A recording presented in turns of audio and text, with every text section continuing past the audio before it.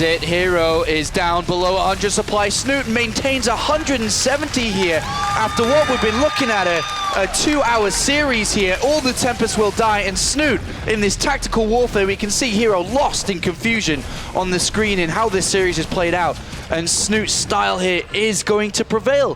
170 to 76. Yeah. Spent even more gas on that hatchery here to try and snipe it. He's going to be able to get that, but I mean, Snute, he has one base that's untouchable, and then from there he's going to be able to take more and more bases. The Swarmos are still alive. That's 23 of them. He's still got 10 Queens, 13 Corruptors, and 9 Vipers against just a single Tempest. A single Tempest and a Mothership, which are going to have a lot of work ahead of them if they want to be able to win this game. Snute is moments away from defeating a 2-time Intel Extreme Masters champion. This is a massive moment here for Snute as he pushes himself closer and closer to qualifying for the main tournament. herO's lost in confusion right now. He's researching Blink, which I'm going to say, Todd, I don't think is the most valuable I think he's going to go into a base trade, probably. I mean, when you get desperate and you can't beat your opponent's army, you just go into a base trade, and I mean...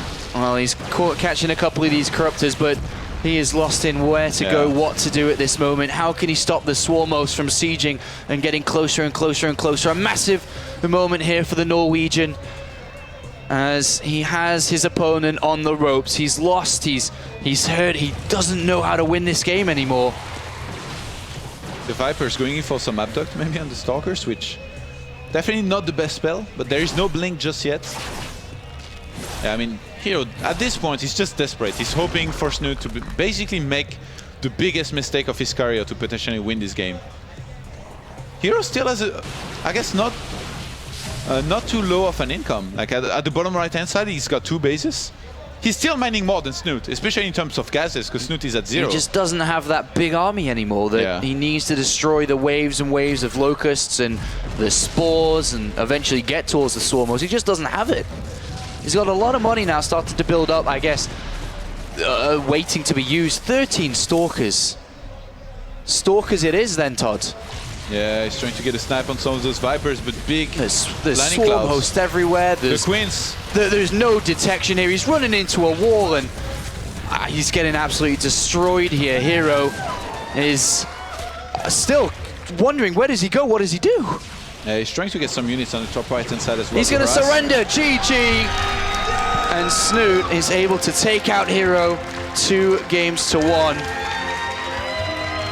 And as you can see on screen, a massive moment there for Snute. A big, big win, taking down the Intel Extreme Masters champion of twice. And now Snute finds himself just 1 game away, 1 series away. He must fight against StarTale Life, another Intel Extreme Masters champion, if he wants to qualify from the winner bracket. Well, that means that herO drops down to the lower rounds now, where he faces elimination in every game he shall play from this point. Yeah, and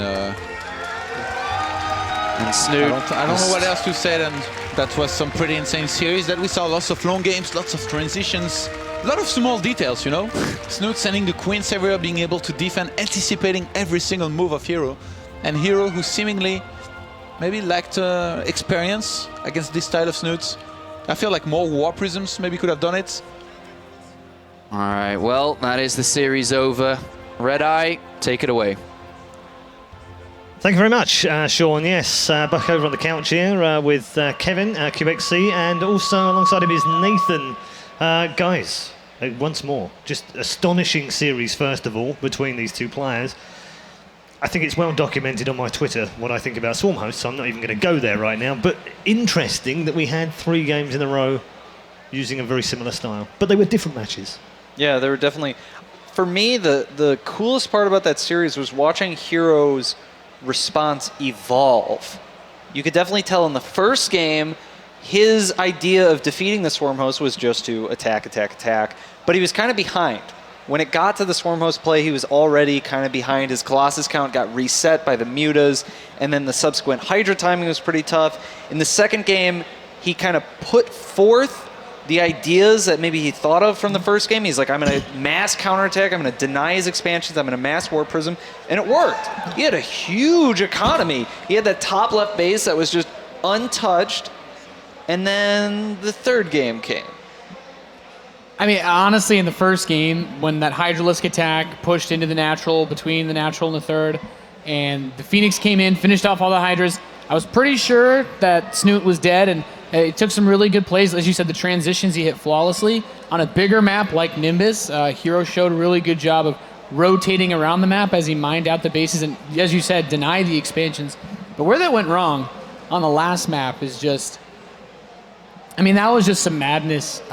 He got everything set up so well because of the way that the map is set up. Having those 4 bases close together really makes it difficult to attack because, you know, the threat of the abducts from the Vipers and the Swarm hosts can just control that space more easily. But herO was able to get a lot of money still, too. He didn't have any of those Southeast expansions contested. Yeah. And Snute, as he was like, I'm content to just split the map. No matter what happens, I'll be more cost effective than you. So it doesn't really matter that you have as many bases as me, because I'm going to lose resources less fast. Yeah. I mean, the strange thing about this as well is that when Snute looks back at this, you saw his reaction. It was almost like he almost lost. You know, it looked like he was the loser at the end of the match from his physical demeanor, but it's just how much that game has taken out of him, and he's now got life to look forward to in the next game. But at least this one's for something. He's got to go through the group stages. If he wins this the next match one. against Life is going to be fast. Yeah. You know, ZvZ does not. I want to use the word degrade, but it's okay. You can go there, Kev. It does not transition into that sort of play. One thing that I really thought was interesting in the third game is it felt like herO was starting to run out of mental energy, and we saw that. And it's not clear whether it was he tired, or did he actually think that maybe those trades at the front of his base were what he was supposed to do? Because it kind of, in all the other games, he never, ever got to a point where he was letting Vipers consistently pull his units into the first game, in the end, he kind of realized, he knew that he'd gone the wrong way. He knew what was going to happen. It didn't work out. He GG's out. That's fine. Second game, you kind of get the feeling that he's figured this out now. Okay, you want to play the same style against me? All right, well, then I'm going to figure that out and I'm going to work it against you. Right. And he worked it perfectly. He doesn't play against this kind of play at all in Korea. We just don't see this kind of, I mean, it's relatively popular, I would say, in some classes within the ladder in Europe, but I mean, we know Snute plays it, we know Stefano's played like it in the past. He will not have come across this in Korea. So he's had to kind of think about it as he's gone through. Second map, it almost like the light bulb's gone and he's gone, okay, now I get you, now I'm going to play like this. Third game, why did that not happen? So the biggest difference between Nimbus and Deadwing, even though they both have such good expansions, like Nate was saying, is that fourth base on Nimbus is actually very exposed. On Deadwing, it's really not. And then at some point in Deadwing, and it's hard to pinpoint exactly where, herO just decided he's going to try and make those trades work. Snute had his Swarm host line, he had his Queens, his Spore Crawlers, his Vipers, and herO had probably what he imagined was the perfect composition. And I say that because when you have 12,000 minerals and 5,000 gas, you know, you can make anything, basically. And herO made what he thought was the best, and then he tried to make the trades. But the problem is Swarm host making those locusts, which don't cost money. Like, there's no trade to make. You're not trading anything. You're giving away. He was donating units to Snute. And as soon as the game reached that point where, for whatever reason, herO decided that's what he was going to do, that was when we saw the advantage really slide into Snute's favor. herO's bank started to deplete.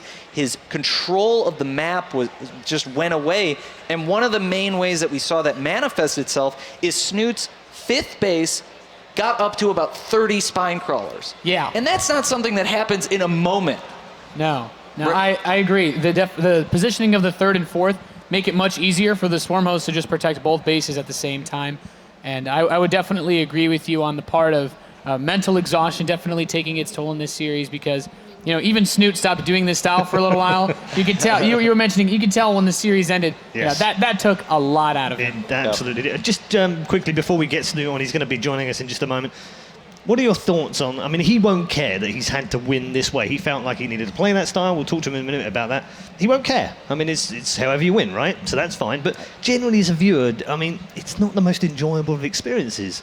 If I'm a fan of Snute, I'm willing to watch whatever it takes, because that guy really needs the victories in this tournament to get to BlizzCon. Simple as that. As a pro gamer, literally any strategy at all that is allowed by the game is not only okay, but should be encouraged.